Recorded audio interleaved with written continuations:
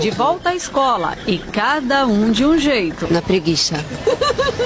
Mas não aproveitou muito não nas férias? Aproveitei um pouco. Já estava na hora não de voltar? Não.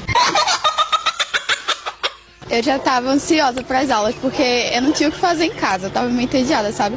Mas também, assim, eu tô ansiosa para a escola, não muito para estudar. Que produção, hein? Ah, eu amo estar produzida, né? Porque no primeiro dia de aula eu tô toda charmosa. Mas quando é dia normal, minha filha, eu vou de qualquer jeito mesmo. Então essa animação toda é só pra hoje? Só pra hoje, só no primeiro e no último dia. Porque o resto eu tô cansada, acabada. Eu te entendo, tá bom? Que não é preguiça de fazer as coisas. Tem que acordar mais cedo, né? É um saco eu querer estar lá, né, jogada na minha cama.